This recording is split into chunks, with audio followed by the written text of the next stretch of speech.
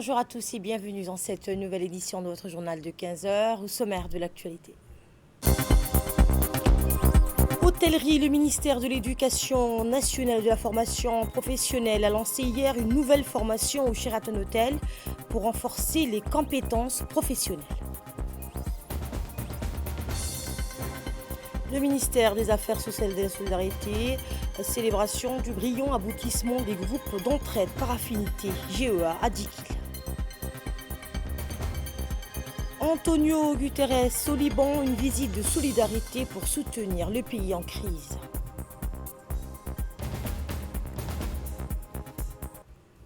Bonjour et merci de nous accueillir chez vous. Un nouvel élan pour l'emploi des jeunes dans l'hôtellerie. Le ministère de l'Éducation nationale et de la formation professionnelle et l'USAID ont lancé hier des formations en alternance innovantes pour répondre aux besoins du marché. Fardous Hussein nous en dit plus.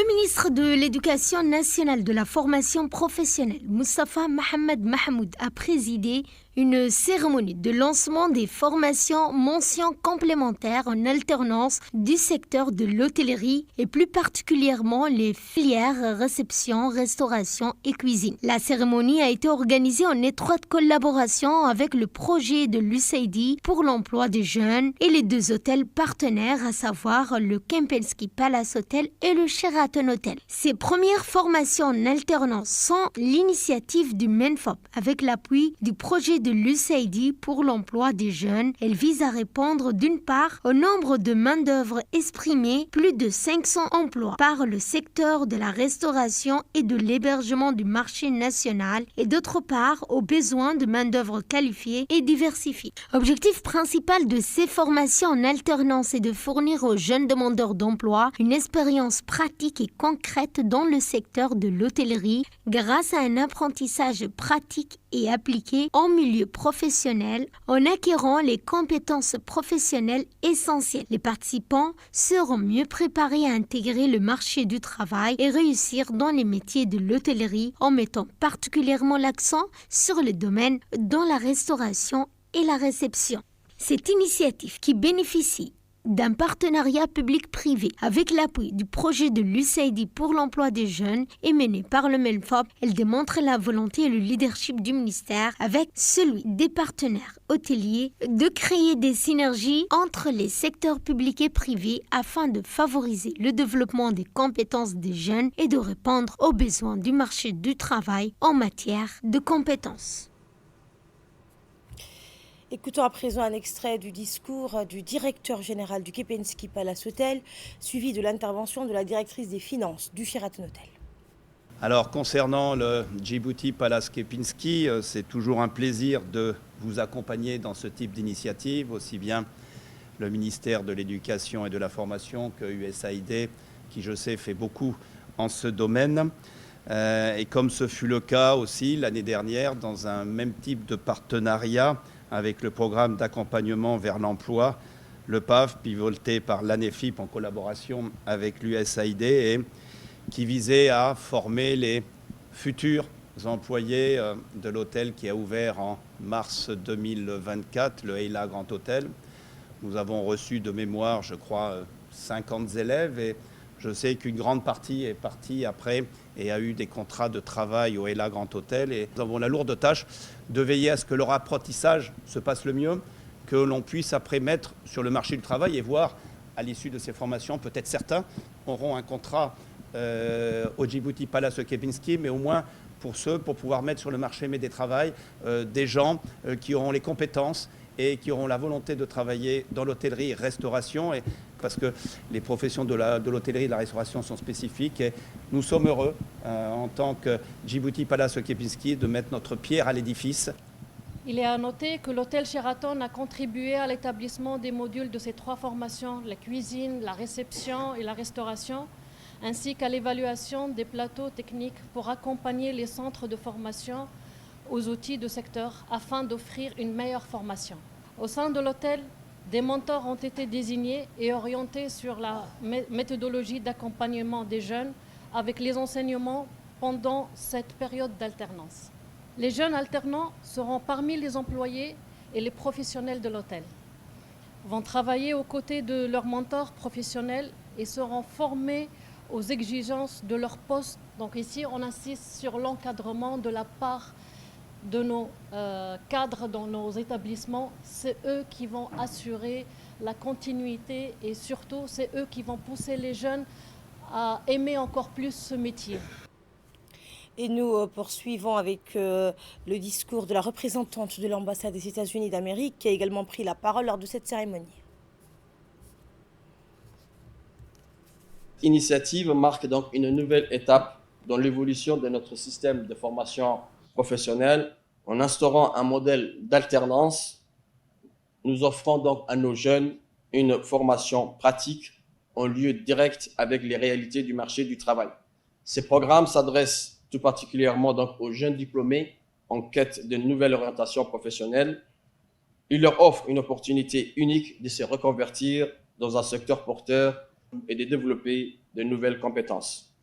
En proposant cette formation en alternance, nous visons à accompagner les jeunes diplômés dans leur reconversion professionnelle, comme je disais tout à l'heure, en leur offrant les outils et les connaissances nécessaires pour s'adapter aux exigences du secteur de l'hôtellerie. Ces programmes étant un véritable passerelle pour les jeunes diplômés souhaitant se réorienter professionnellement. Grâce donc à cette initiative, nous espérons insérer sur le marché du travail plusieurs milliers de jeunes djiboutiens, contribuant ainsi à réduire le taux de chômage chez les jeunes. En favorisant l'alternance, nous visons à faciliter l'insertion professionnelle de jeunes diplômés en leur permettant d'acquérir donc une expérience concrète et de nouer de contacts précieux au sein du secteur de l'hôtellerie. Je tiens donc à remercier tout particulièrement les hôtels Djibouti, Palace Kempinski et Sheraton pour leur engagement à nos côtés. Leur expertise et leur infrastructure de pointe seront des atouts inestimables pour la réussite de cette formation. Je voudrais également exprimer ma profonde gratitude au projet USAID pour son soutien financier et également technique. Ces partenariats témoignent de l'importance que nous accordons tous à l'éducation et à la formation professionnelle. J'invite donc tous les autres grands hôtels à adhérer à ces modes de formation car il est de notre responsabilité collective de préparer la nouvelle génération aux défis du monde professionnel. Chers étudiants, chers apprenants, vous êtes l'avenir de notre pays. Je vous encourage donc à saisir cette opportunité. Donc soyez ambitieux, travaillez dur et faites de vos rêves une réalité. C'était donc l'intervention du ministre de l'Éducation nationale qui est revenu sur l'objectif principal de ces formations en alternance. Et notre équipe de reportage a recueilli plusieurs réactions lors de cette cérémonie. En voici un aperçu. Je m'appelle Ibrahim Sidi Diène. Je suis professeur de technologie de restaurant et cuisine au lycée hôtelier d'Arta et au Central Center d'Arta également. Aujourd'hui, je voudrais, à l'entame de mon propos, je voudrais tout simplement rendre hommage au peuple djiboutien dans son ensemble. Mais à sa tête aussi, le président de la République, son Excellence, M. Ismaël Goné. Parce qu'aujourd'hui, nous, les étrangers qui débarquent ici à Djibouti, le premier constat que l'on fait, c'est qu'on voit la vision prospective de l'État djiboutien, qui est soucieux de l'avenir de sa jeunesse. Et on voit les investissements très importants qu'ils ont fait dans le domaine de la formation et de l'éducation. Donc le fait de former ces jeunes, surtout avec ce nouveau modèle-là, comme je dis, c'est un nouveau modèle de formation, alternance école-entreprise, ça va renforcer les capacités, vous avez vu, les capacités techniques, les compétences techniques des apprenants. Mais aussi en retour, ce sera une main-d'œuvre qualifiée pour l'industrie hôtelière.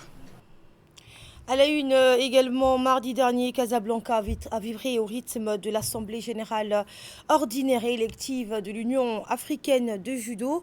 Eh bien, un rendez-vous clé pour dresser le bilan des activités du dernier quadriennal et dessiner l'avenir du judo sur le continent. Le président de l'UAJ, Siteni, a vu son bilan approuvé et à l'unanimité, marquant ainsi la reconnaissance des progrès accomplis. Il a été reconduit pour un nouveau mandat, symbole de la confiance et de la transparence au sein de l'organisation. La République de Djibouti n'était pas en reste, représentée par Khaled Naguib Ahmed et Faisal Abdouragib. Ce dernier a également été réélu en tant que directeur de l'éducation et du coaching pour les 4 prochaines années. Tous les participants ont réaffirmé leur engagement à faire briller le judo africain sur la scène internationale. Félicitations donc à M. Faisal pour cette reconduction et tous nos voeux de succès pour la suite de son mandat.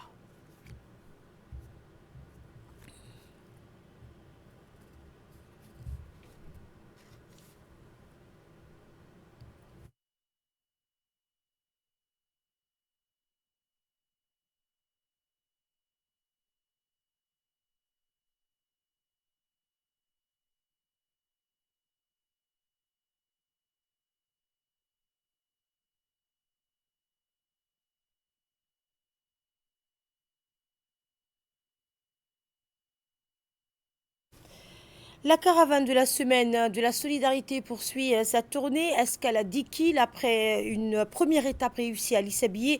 La caravane de la semaine de la solidarité a continué son périple dans les régions de l'intérieur avec une halte marquant dans la ville de Dikil. La ministre des Affaires sociales et des solidarités, Oulouf Ismail Abdo, accompagnée de ses proches collaborateurs, a piloté la cérémonie de célébration du succès du concept groupe d'entraide par affinité au conseil régional. À leur arrivée à Dikil, donc à son arrivée à Dikil, la délégation a reçu un accueil chaleureux de la part des autorités locales, des notables, des femmes et des jeunes de la région. L'événement qui a rassemblé personnalités locales et membres de la société civile a mis en lumière l'impact positif du GEA sur les communautés, en particulier les femmes.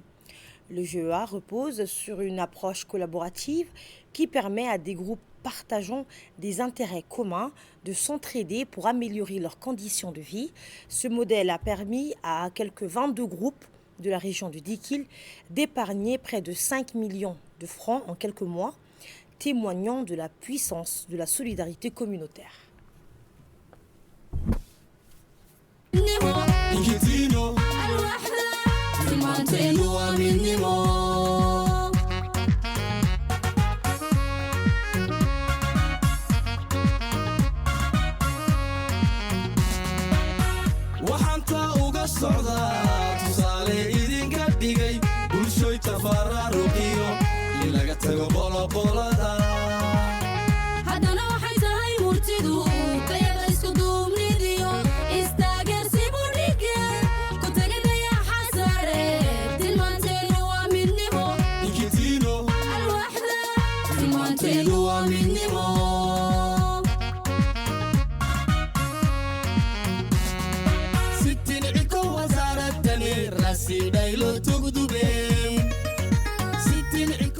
waxaan ka hadli doonaa hawsha dumarada waxaan sameynay ahayd dumarada waxay jiraan maanta sinad iyo. Lors de cette cérémonie, le vice-président du conseil régional Ibrahim Gourou a chaleureusement accueilli la ministre Oulouf Ismail Abdo et sa délégation.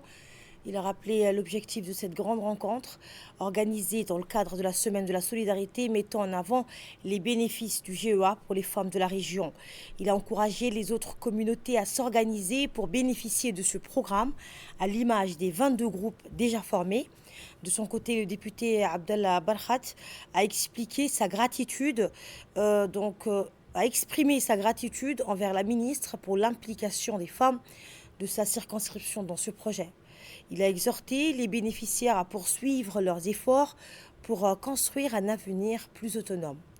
Eh bien, le député a également souligné les succès du projet Forge pour les jeunes et a encouragé tous à suivre cet exemple pour tendre vers une plus grande autonomie.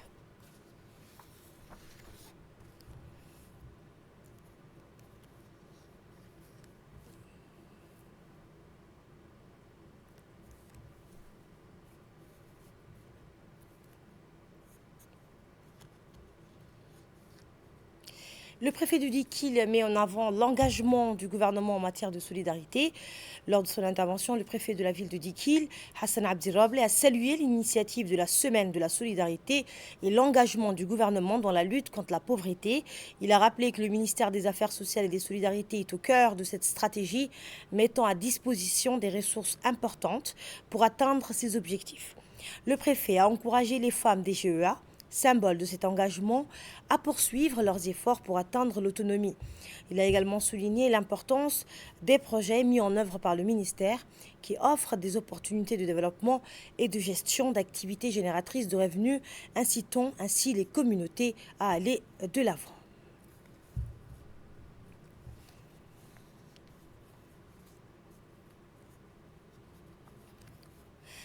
Madame Fatouma Ali, bénéficiaire du groupe GEA de Barwako, a exprimé que grâce à cette initiative, elle a appris à épargner collectivement et à mener des projets qui ont transformé leur quotidien.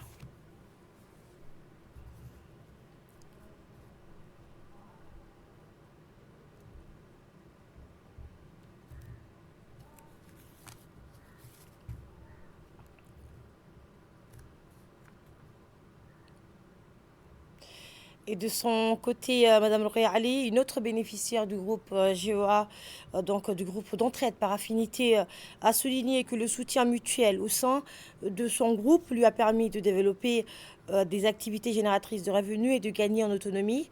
Grâce au GEA, elles ne se sont plus seules face aux difficultés et progressent avec les autres vers un avenir meilleur. Dans le cadre du projet Forge axé sur l'entrepreneuriat des jeunes, M. Abshel Hassan, un bénéficiaire du programme, est intervenu pour témoigner de son expérience au nom de la jeunesse du Dikil.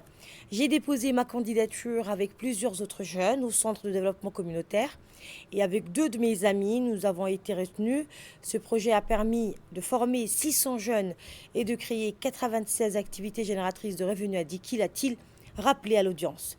Abshel Hassan a présenté son projet axé sur l'impression textile qui consiste à imprimer des textes ou des images sur divers supports tels que des mugs et des maillots. Notre objectif était de contribuer au développement de Dikil, a-t-il souligné. Grâce à l'accompagnement de l'agence djiboutienne de développement social ADDS, qui a pris en charge les 2 premiers mois de loyer et 2 années de frais de patente, le projet a pu voir le jour. Aujourd'hui, grâce au projet Forge, nous savons ce que signifie faire du commerce, a-t-il conclu.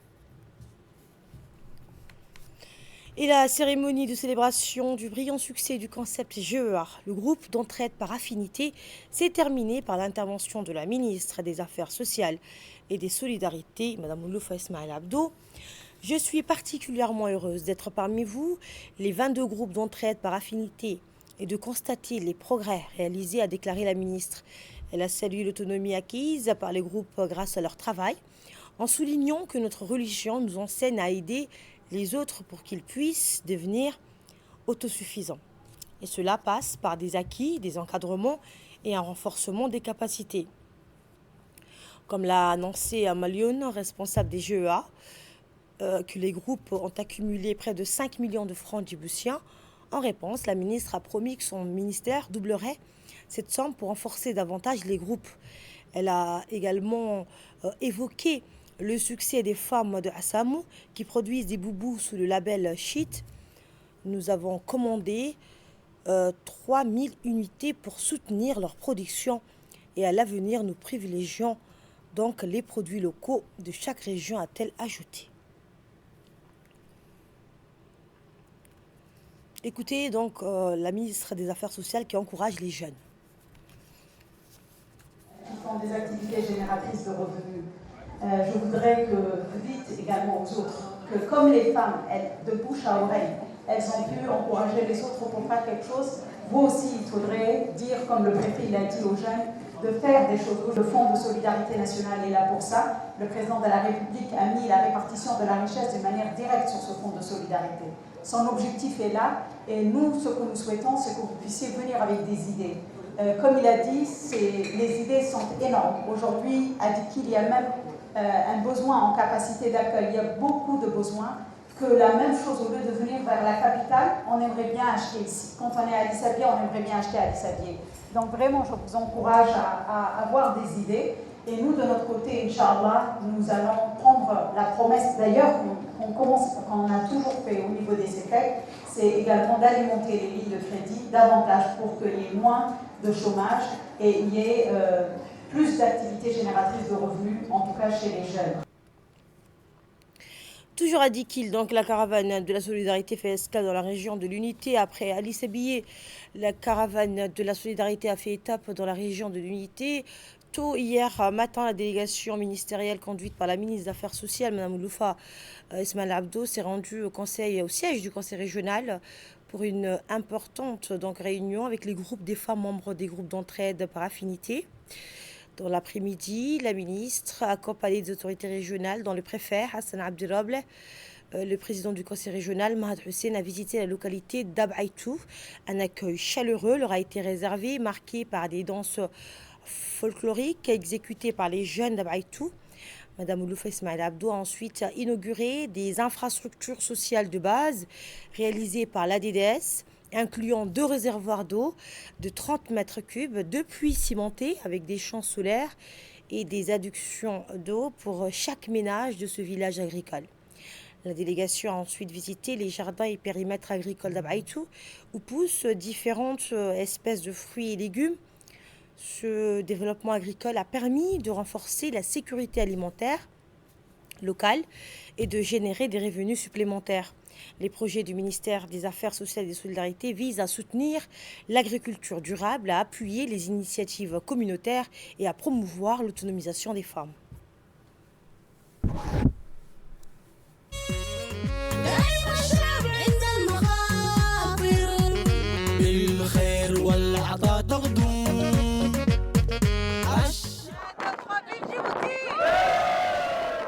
Nous sommes aujourd'hui des 30 mètres cubes, 2 puits cimentés avec des champs solaires, des pompes solaires et une adduction d'eau pour chaque ménage. Donc aujourd'hui, nous sommes très fiers vraiment que le DCC, le développement conduit par la communauté, ce concept est abouti et c'est un concept qui réussit.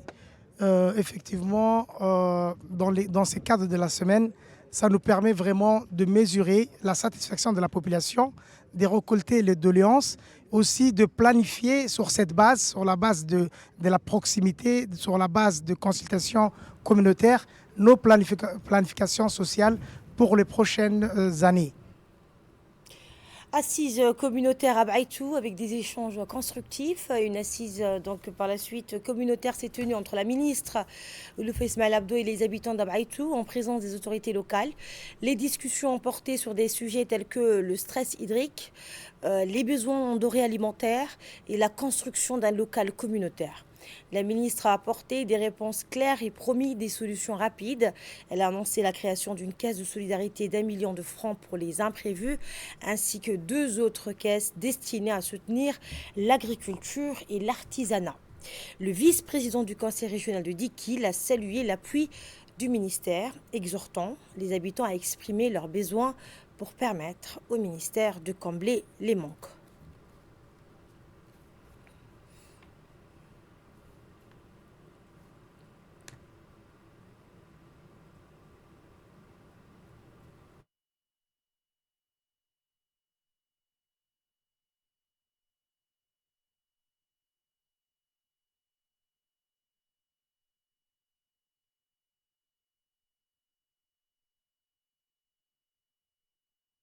Et les habitants d'Ab'aitou expriment leur gratitude lors de la rencontre. Les habitants de la localité d'Ab'aitou ont remercié la ministre pour sa visite et ont soumis leurs doléances, notamment le manque d'eau, l'accès au programme de microcrédit et la construction d'un local communautaire.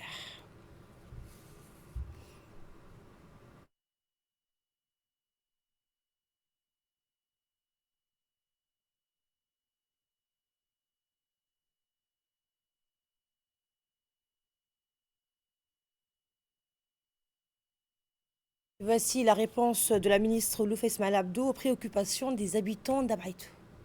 Haïti Chiribik, Sayoy. Salam alaikum wa rahmatullahi wa barakatuh. Yo ke yoluk yemetem marah abtan. Ademee garayul kul sale gaddagi. Itin'iko yeregem ayami. Afaida sini lubgeitimam rufu yo haita. Donc vous avez parlé de plusieurs points.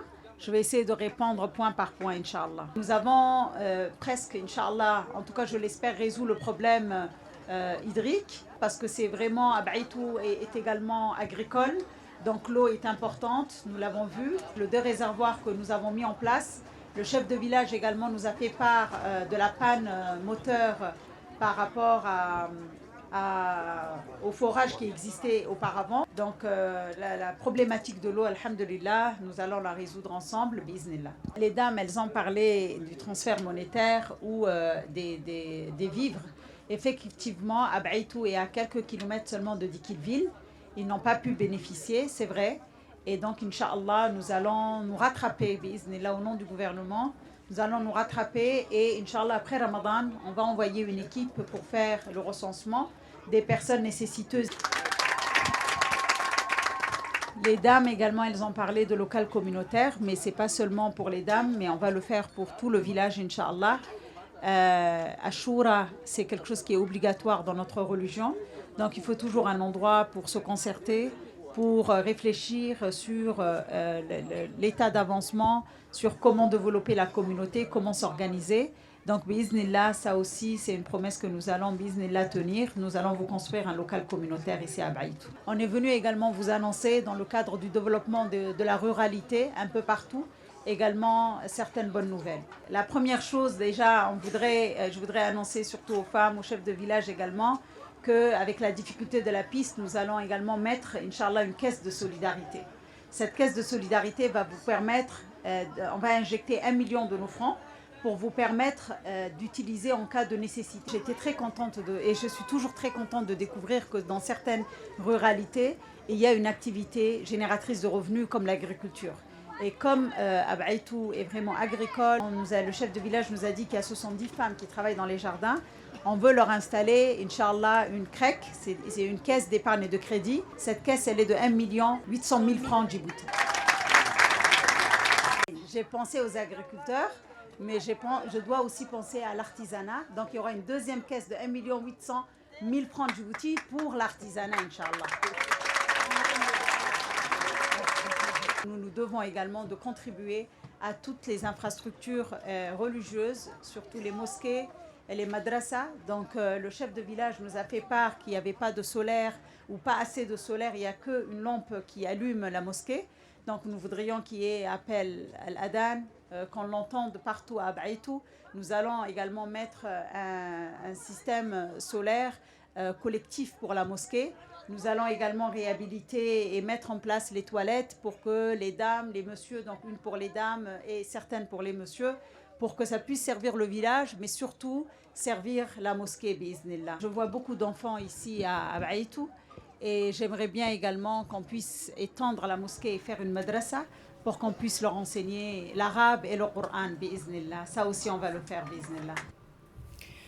Antonio Guterres est arrivé à Beyrouth pour une visite de solidarité afin de soutenir la nouvelle ère de stabilité au Liban, marquée par une récente désignation présidentielle et une trêve entre le Hezbollah et Israël. Fardous Hussein. Secrétaire général de l'ONU, Antonio Guterres est arrivé hier soir à Beyrouth au Liban pour une visite de solidarité quelques jours après la désignation d'un nouveau président dans ce pays marqué par une longue crise politique et par la guerre. Une fenêtre s'est ouverte pour une nouvelle ère de stabilité institutionnelle avec un État pleinement capable de protéger ses citoyens et un système permettant au formidable potentiel du peuple libanais de s'épanouir. Le chef de l'ONU se rendra dans le sud pour rencontrer les casques bleus de la force intérimaire des Nations Unies au Liban, alors qu'une trêve est en vigueur depuis fin novembre 2024 entre le Hezbollah pro-iranien et Israël. Samedi, il doit s'entretenir avec les responsables politiques libanais. Et c'est ainsi que prend fin ce journal. Merci de nous avoir suivis. L'information continue sur Télé Djibouti.